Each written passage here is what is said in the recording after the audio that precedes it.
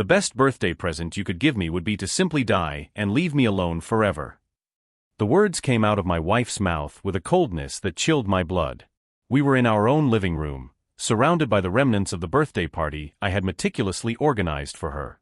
Gold balloons still floated from the ceiling, the $300 Belgian chocolate cake remained untouched on the table, and the guests had left an hour ago.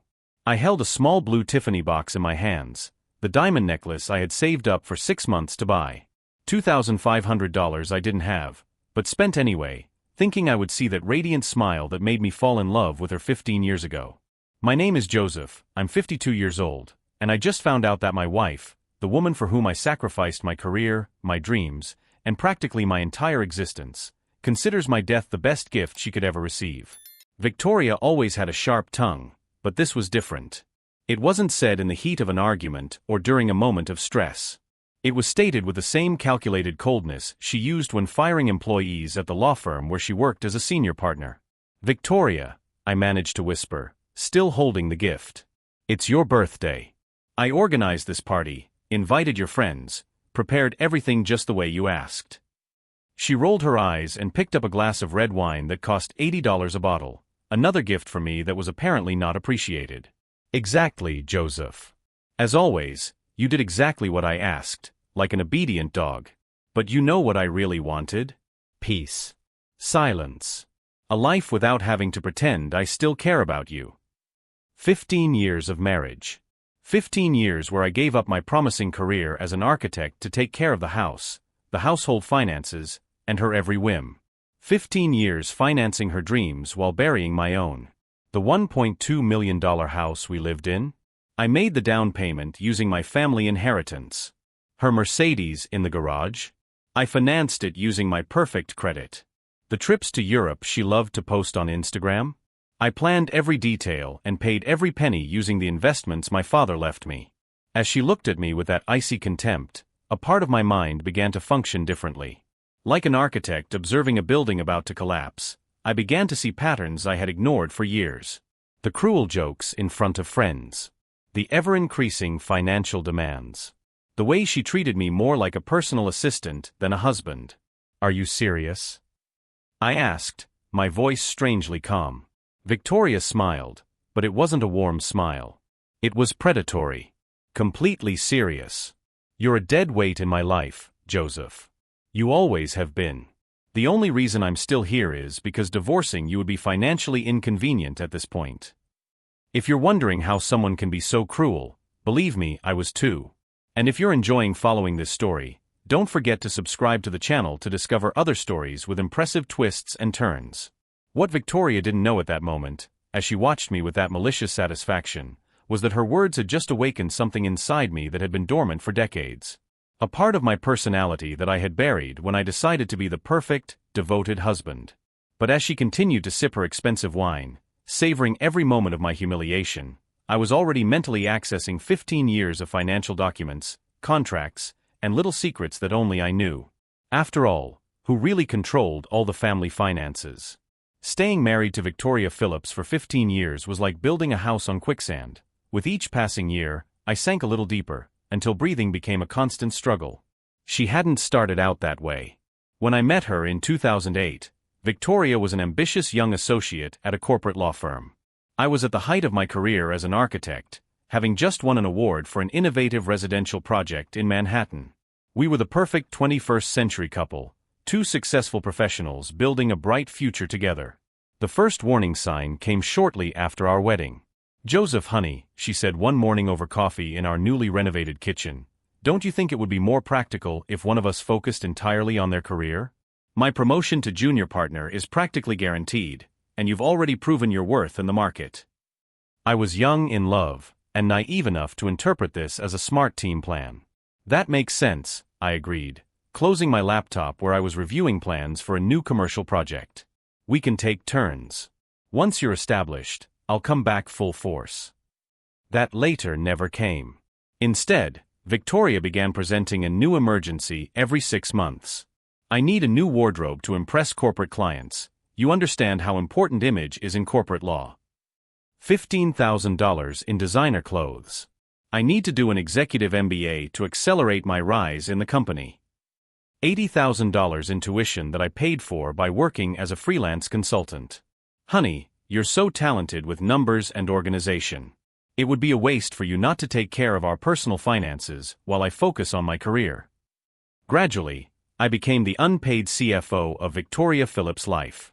I planned her business trips, organized her accounts, took care of the house, and slowly watched my own professional identity dissolve like sugar in the rain. The worst part was the public humiliations she disguised as couple jokes. At parties, Victoria loved to tell how I had given up my career to support her. Joseph is my trophy husband, she would laugh to her fellow lawyers, only instead of being young and handsome, he's older and useful. When I questioned these cruel jokes at home, she always had the same answer: "Come on, Joseph, you're being too sensitive. Everyone knows you're smart. But you have to admit that your career was stagnating." The reality was different.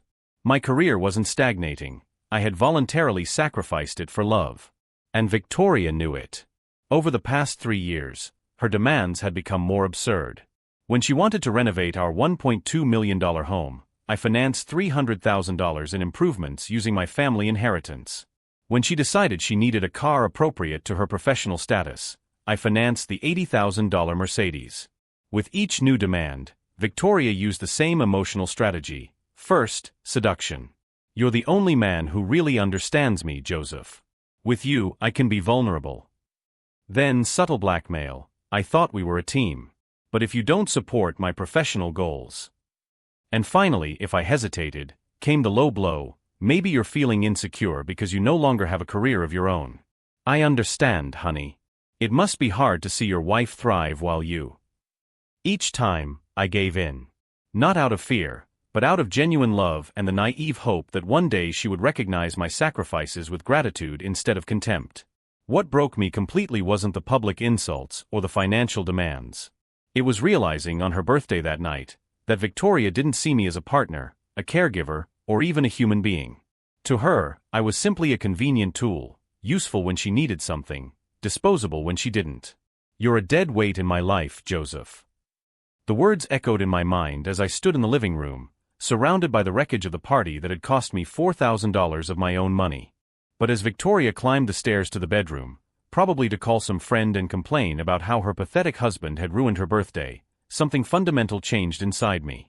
For 15 years, I had been the Joseph who said yes to everything. The Joseph who absorbed every insult with an understanding smile. The Joseph who turned every humiliation into an opportunity to prove my love. That night, standing in our $600,000 living room, which I had financed, looking at the Mercedes in the driveway, which I had purchased, in a house that only existed because I had used my entire family inheritance for the down payment, a crystal-clear truth formed in my mind. Victoria thought she knew Joseph, the submissive and complacent husband.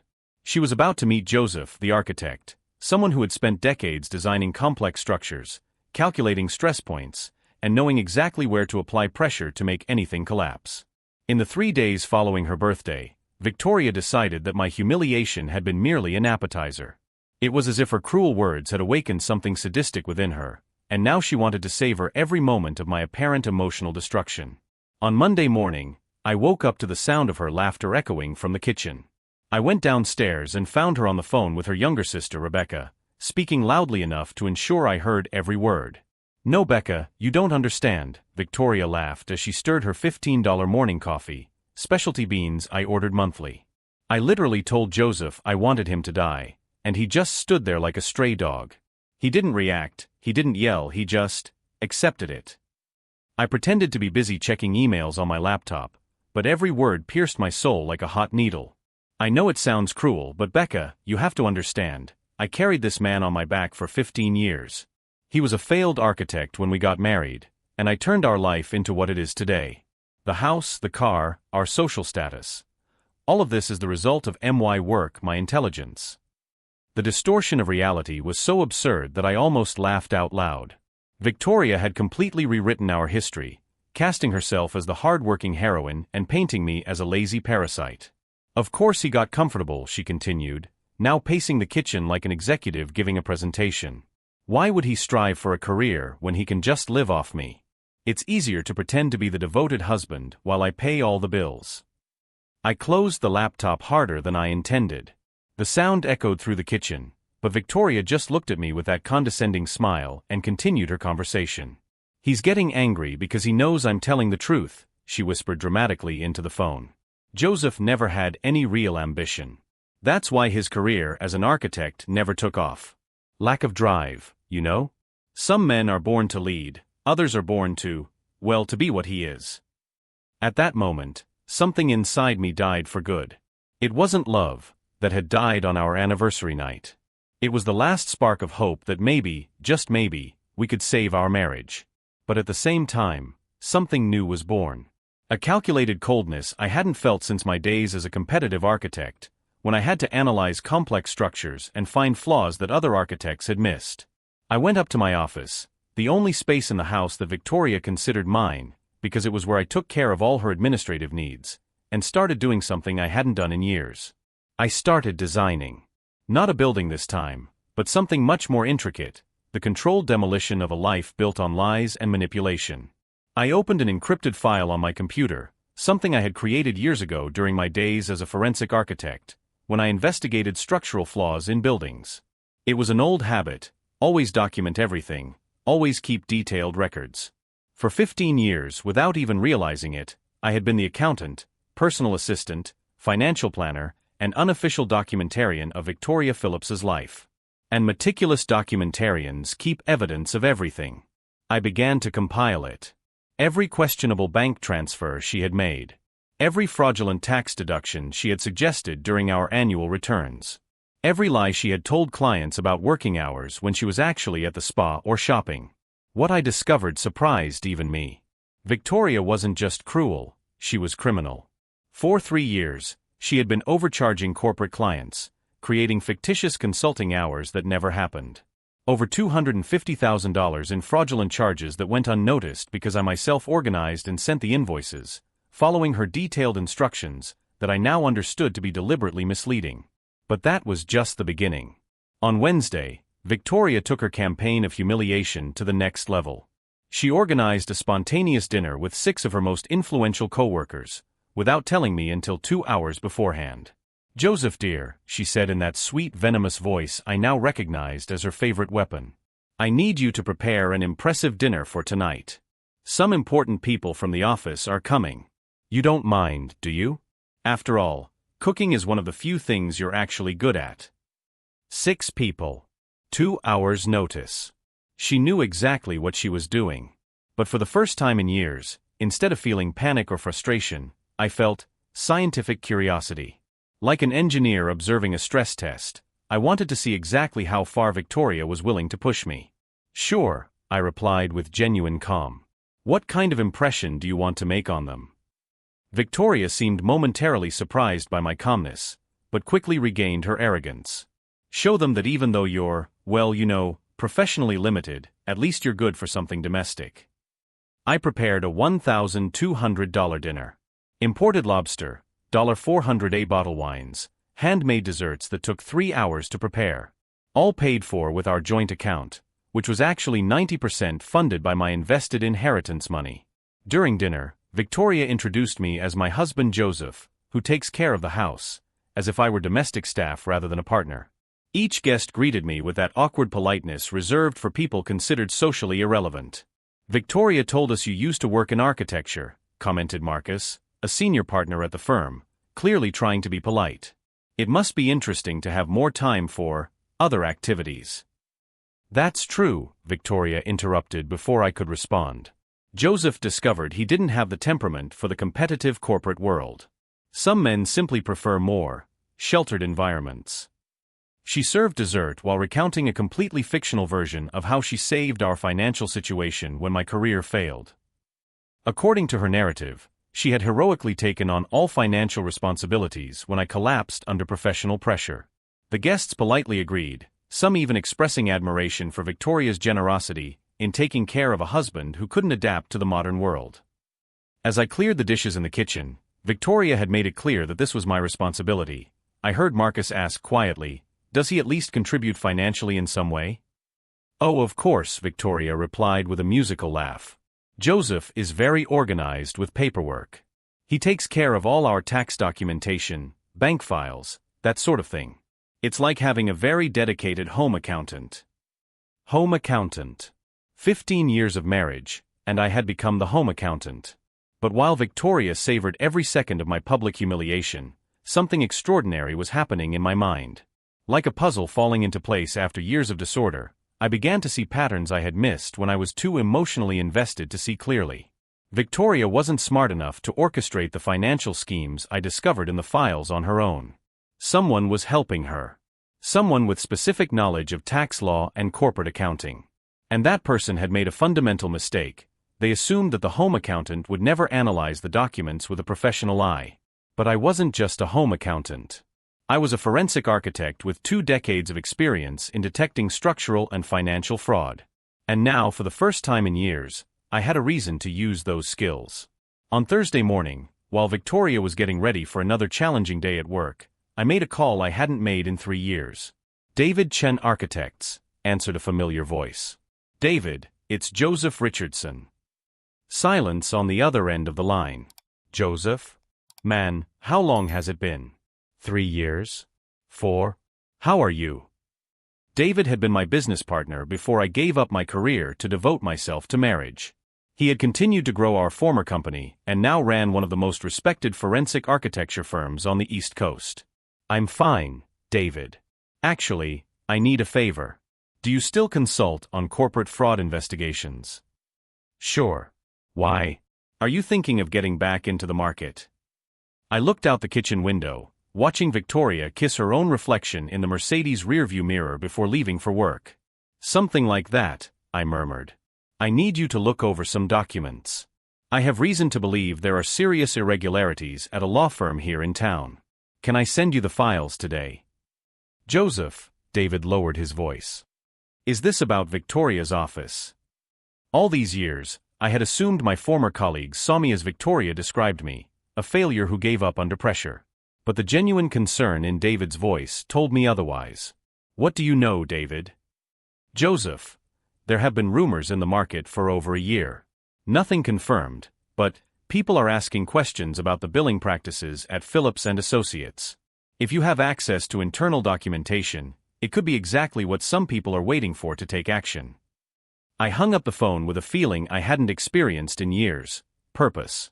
Victoria thought she had broken Joseph, the submissive husband.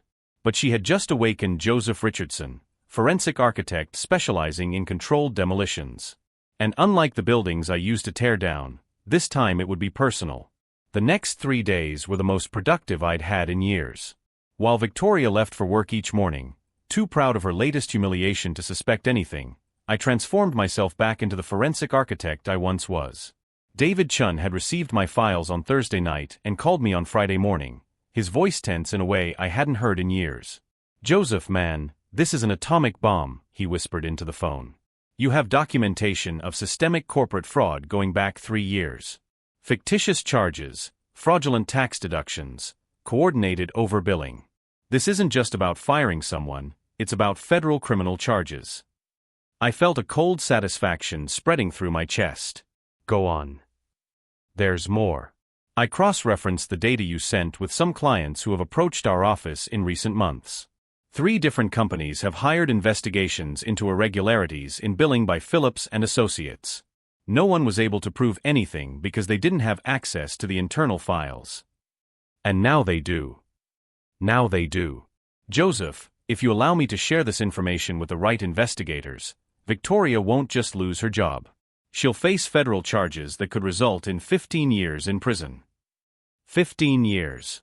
Exactly the time I had wasted being her devoted husband. "Do it," I replied without hesitation. "But David, I need it done in such a way that she doesn't suspect I'm involved until it's too late.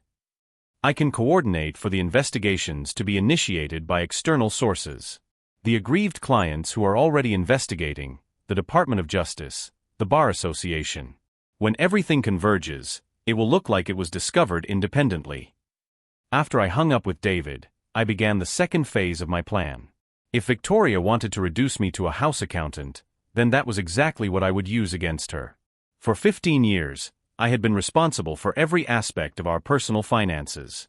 Not just paying bills, but structuring investments, managing our real estate portfolio, coordinating insurance, tax planning. Everything. Victoria was brilliant at corporate law, but completely financially illiterate. She signed documents without reading them, trusted my recommendations blindly, and never questioned where the money went, as long as it was always available when she needed it. What she didn't know was that, over all those years, I had structured our finances in a very specific way. Not out of mistrust, but for tax efficiency. Almost all of our assets were in my name or in trusts that I legally controlled. The house? Registered in my name because I had made the down payment with my inheritance. The Mercedes? Financed using exclusively my credit history. The investment accounts? Opened when I still had proven income as an architect. Even the joint checking account Victoria used for personal expenses was technically an account where she was only an authorized user, not an owner.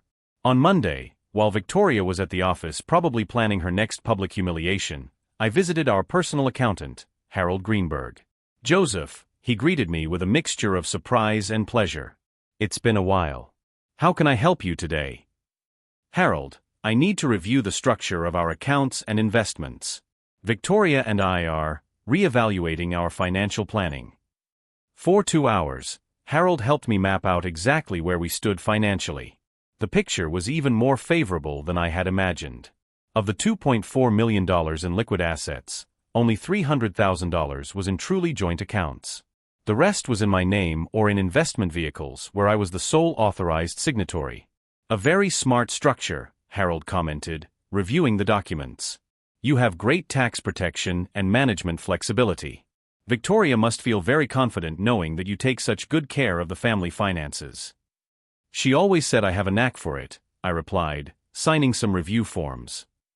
"Harold, hypothetically speaking, if I wanted to restructure these investments to create more security and separation of assets, what would the process be?" Harold didn't blink. He had seen enough marriages sour to recognize the nature of the question.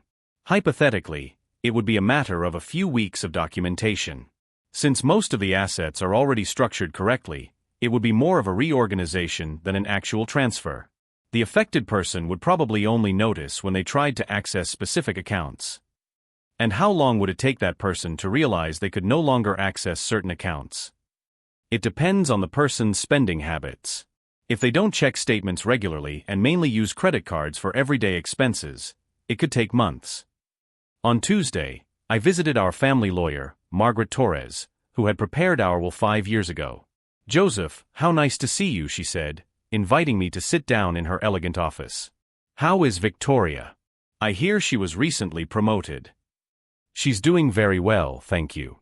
Actually, it's our legal documents I want to talk about. Victoria and I are thinking about updating our estate planning." Margaret nodded. "It's always a wise decision to review these documents regularly. What do you have in mind?"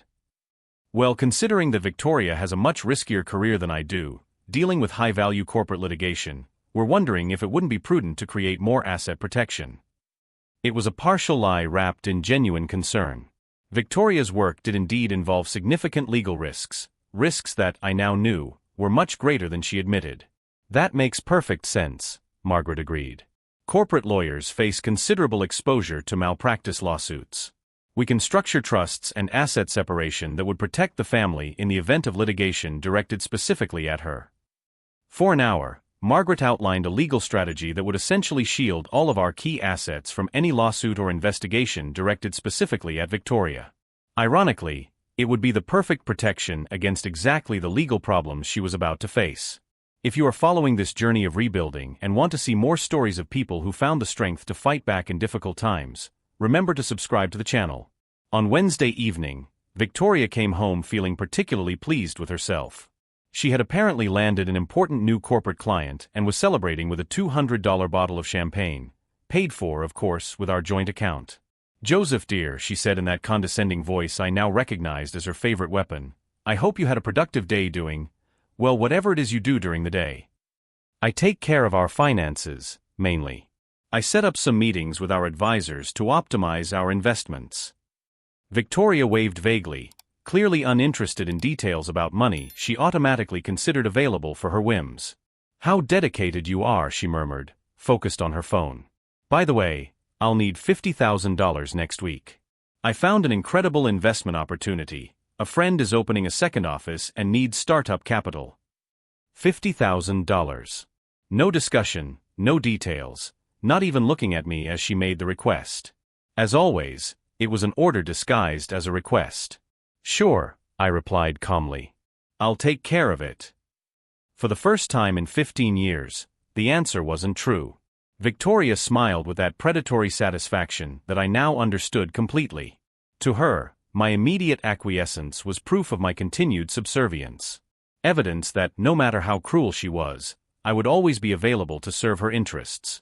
What she didn't realize was that her latest demand had given me the final piece of the puzzle. $50,000 for a questionable investment from a friend. Probably more money to hide or finance the fraudulent activities David had discovered in our files. On Thursday, I made my final preparatory visit. This time, to the office of Rebecca Martinez, the best divorce lawyer in town. A woman whose reputation for ruthless strategy was legendary among local legal circles. Mr. Richardson, she greeted me professionally. I understand you would like to discuss your legal options regarding your marriage. That's right. My wife recently informed me that she considers my death to be the best gift she could receive. I assume that constitutes grounds for dissolution of marriage. Rebecca raised an eyebrow. That's certainly a remarkable statement. Do you have this statement documented in any way? I have witnesses. But I have something better. I opened my briefcase and placed copies of the files David had analyzed on her desk. I have evidence that my wife is involved in systematic corporate fraud. Evidence that will soon result in federal criminal investigations. Rebecca examined the documents for 15 minutes in silence. When she looked up, there was a new intensity in her expression. Mr. Richardson, if these documents are authentic, and they certainly appear to be, your wife is facing not only loss of her professional license, but substantial federal imprisonment. From a divorce standpoint, that completely changes the dynamics of any negotiation. How so? Well, a person under criminal indictment is rarely in a position to make demands about asset division. Especially when those assets may be considered the proceeds of criminal activity and subject to federal forfeiture. Rebecca put down the documents and looked at me directly. Mr. Richardson, based on what you're showing me, you don't need a complicated divorce. You need perfect timing. If we do this correctly, by the time the criminal investigations become public, you will have already protected all legitimate assets and will be legally separated from any liability for her actions. When I left Rebecca's office that afternoon, I felt a clarity I hadn't experienced in decades. It wasn't vengeful satisfaction, it was the deep peace of someone who finally stops swimming against the current and allows the natural physics of the universe to correct a fundamental imbalance. Victoria had spent 15 years building an image of herself as the intelligent, successful partner carrying a failed husband. She would soon discover that she had been exactly the opposite all along. The house accountant she despised had been her only protection from the consequences of her own criminal arrogance. And now that protection was being systematically removed. On Friday night, while Victoria celebrated another day of professional success, I received a text message from David. Everything is in motion. The investigations start Monday. She won't know what hit her. I looked at Victoria, drunk on expensive champagne and self-satisfaction, planning aloud how she would spend the $50,000 I would never transfer. For 15 years, she had completely underestimated me. On Monday, she would find out exactly how costly that mistake had been. Monday arrived with a crystal clarity I hadn't felt in decades. As Victoria got ready for another day of professional success, humming in the shower as she always did when she was particularly pleased with herself, my phone vibrated with the first confirmation. Operation commenced at 8 o'clock, David's message read. 3 different clients have filed formal complaints simultaneously with the Department of Justice. Federal investigation authorized. Victoria came down for breakfast beaming, wearing the $3,000 suit I had financed the previous month. She was chatting excitedly about her schedule, a meeting with potential investors to expand the office, lunch with an important corporate client, and a networking party in the evening where she intended to impress some strategic contacts. Joseph dear, she said, chewing her artisanal toast, can you transfer that $50,000 today? The deadline for the investment is tomorrow. Sure, I replied, pouring coffee into her $200 thermal mug. I'll take care of it right after you leave. Victoria kissed my cheek absent-mindedly, the first physical contact in weeks, and drove off in the Mercedes, completely oblivious to the fact that it would be the last normal morning of her life. At 9:15, my phone rang. It was Rebecca Martinez.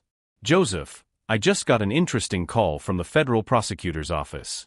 They want to schedule a meeting with you as a cooperating witness in a corporate fraud investigation. It seems your information has been extremely valuable." "How convenient," I muttered, looking out the kitchen window. "When do they want to see me?"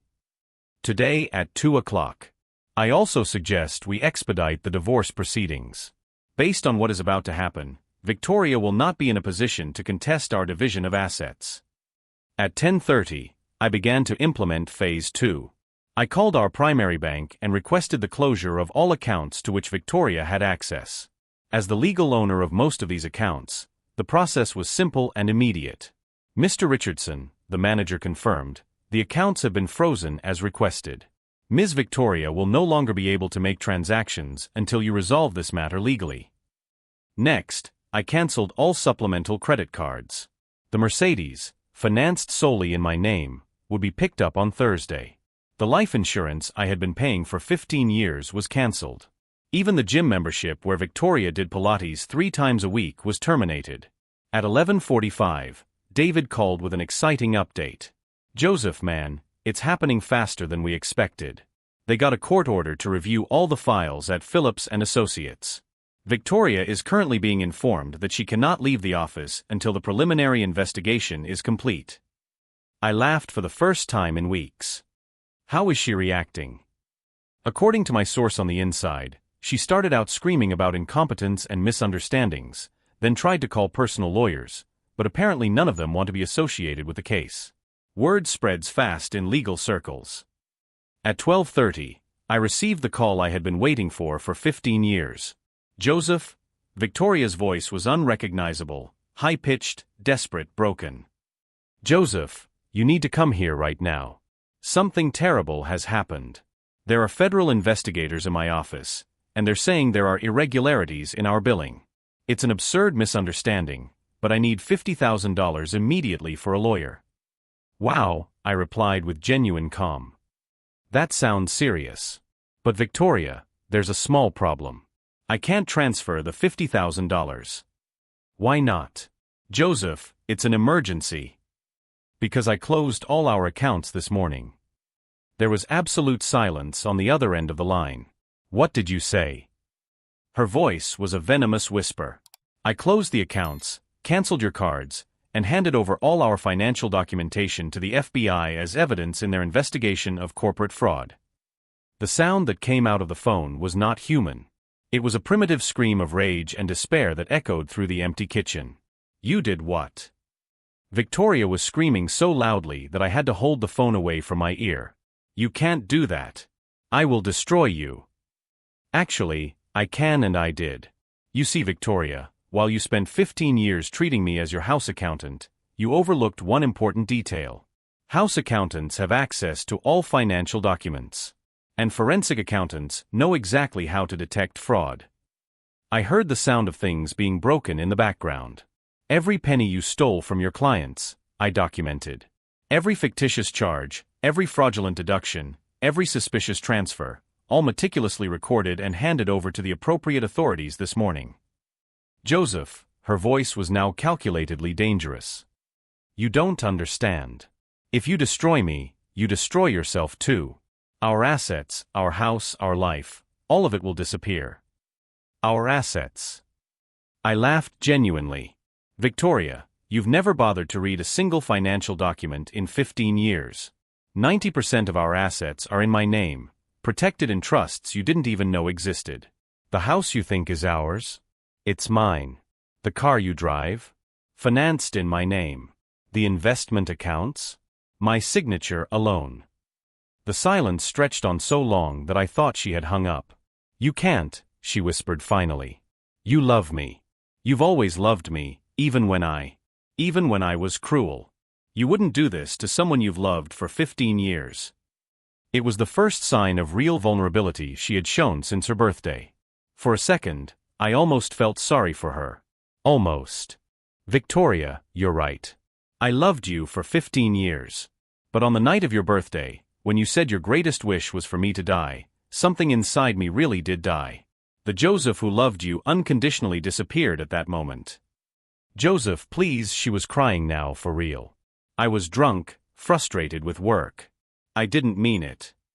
The problem, Victoria, is that for the first time in 15 years, you were completely honest with me. And I decided to be honest with you too. I heard male voices in the background, probably the investigators returning. I have to hang up now, she said quickly. But Joseph, this isn't over. You're going to regret this. Actually, I replied, looking out the window of our old house, I think you're the one who's going to regret this. Especially when you find out that the apartment you'll have to live in now doesn't have a view of the ocean. I hung up the phone for the last time in my life as Victoria Phillips' husband. At 2 in the afternoon, I sat in the federal prosecutor's office and spent 3 hours detailing 15 years of observations about my soon-to-be ex-wife's business practices. At 6 in the evening, Victoria was formally indicted for corporate fraud, tax evasion, and misappropriation of client funds. At 7 in the evening, she arrived home driving a taxi, because the Mercedes had been seized as possible proceeds of criminal activity. I was waiting in the living room when she walked in. She was still wearing the $3,000 suit, but now it was wrinkled and stained with tears. Her perfect hair was a mess, and for the first time in 15 years, she looked her actual age. So, Victoria said, standing in the doorway of our former living room, the house accountant finally grew a backbone. No, I replied calmly. The forensic architect finally got back to work. What she saw in my eyes at that moment must have confirmed what her lawyer had probably already explained.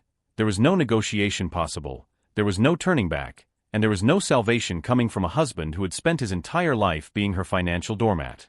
Victoria Phillips, the woman who considered my death the best birthday present, was about to discover that some symbolic deaths lead to very inconvenient resurrections. And my resurrection would be her nightmare for the next 15 years. 3 months later, Victoria Phillips was sentenced to 12 years in federal prison for corporate fraud and tax evasion. Phillips & Associates closed its doors permanently, and she lost her license to practice law in all 50 states. I was sitting in the front row of the courtroom when the judge announced the sentence. Victoria looked at me one last time through her handcuffs, and for the first time in 15 years, I saw something genuine in her eyes, real remorse. Joseph, she whispered as she was escorted away by the officers. I really loved you. Before all this started. I know, I replied calmly. And that's why it hurt so much when you said you wanted me dead. 6 months later, I finalized the sale of our old house for $2.5 million. With the money recovered and my investments protected, my net worth now exceeded $4 million. But the real transformation wasn't financial. At 53, I returned to architecture with a completely new perspective. I opened my own firm specializing in residential design for people starting over after divorce or significant loss. Richardson Architectural Renewal became more than a company. It became a symbol that it's never too late to rebuild. The irony is not lost on me. Victoria tried to reduce me to a house accountant, but it was precisely that experience that gave me the forensic skills necessary to expose her corruption. 2 weeks ago, I received a letter from her in prison. 3 pages of genuine apologies and acknowledgement of everything she had done wrong. I didn't reply, but I didn't throw it away either. Some wounds heal better when they are not constantly poked at. Today, I woke up in my new house, a project I designed myself, and made coffee for one. Not out of loneliness, but by choice. I have learned that it is better to be alone and respected than accompanied and despised. Last night, David Chun called me with a proposal to design a residential complex in Miami. A $20 million project that would bring me national recognition. Are you ready to get back into big projects? He asked. I smiled as I looked out the window of my home office. David, I never left. I just changed what I was building. If this story of transformation has inspired you, subscribe to the channel to discover other stories of people who found the strength to rebuild their lives when all seemed lost. Victoria Phillips thought my death would be her best birthday present. Instead, she gave me the life I always deserved. And that, my friends, was the real birthday present I never expected to receive.